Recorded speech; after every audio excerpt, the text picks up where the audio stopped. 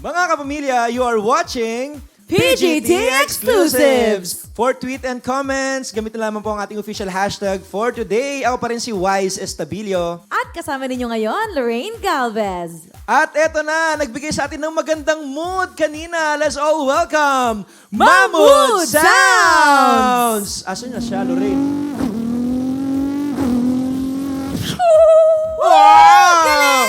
Promeno na siya. Una sa lahat, congratulations sa'yo. Thank you po. Nakakuha ka ng 4 na yeses. Kumusta ang pakiramdam mo ngayon? Kanina gabado ngayon happy na ako. Happy ka na.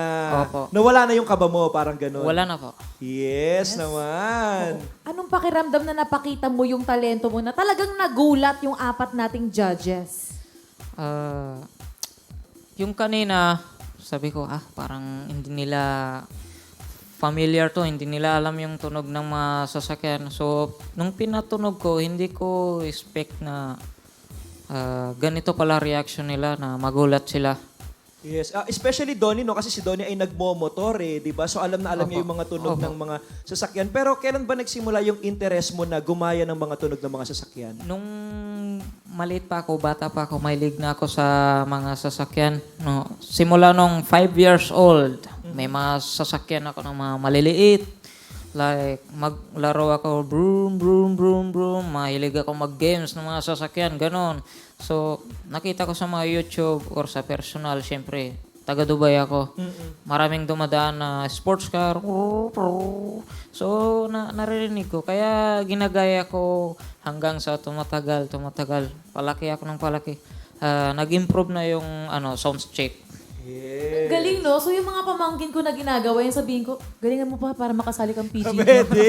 Ganon. Pwede, diba? walang imposible. Oo, di ba? Di natin in-expect. Andito ngayon si Mahmood na naka-4 na yeses. Yes. Kaya naman, Opo. Mahmood, bakit mahalaga sa'yo na umabot ka dito ngayon sa Pilipinas Got Talent? Para po makuha ko yung pangarap ko po. At ang pangarap mo ay?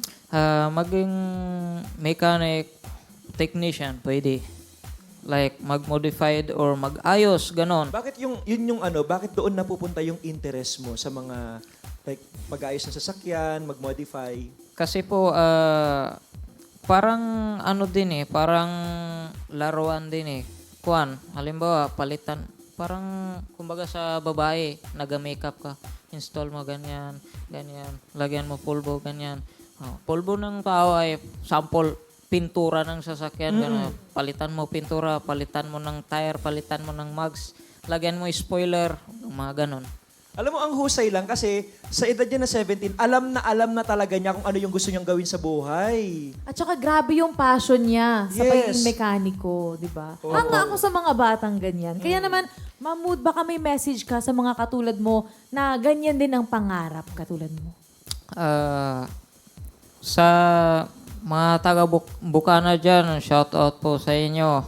Ito nga pala si Mr. Bike Sound, andito na sa PGT, Pilipinas Got Talent. Yes. And ikaw, palagay mo, ano yung next na pwede mo pang ipakita sa lahat ng mga audience natin, especially sa mga judges natin, para makuha mo yung Grand Champion na title ng Pilipinas Got Talent Season 7?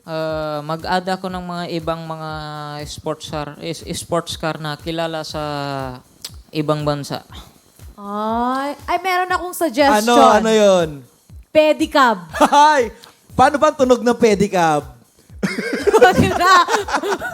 Habang nag-iisip siya, meron din ako. Ano? Eto na, pakinggan nyo mga kapamilya. 3, 2, 1, go. Ay, iba. Ito. Ay, may umaantar bawat ganto ko. Ang galing! Ang Mahmood. husay, oo. Pero napakagaling mo. Gusto ko malaman din kung kanino mo ba dinededicate yung act mo kanina.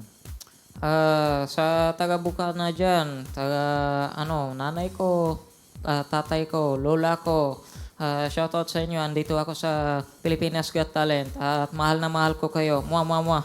Yes! Mwah! Maraming salamat for sharing your talent with us, Mammoth Sounds! Thank you.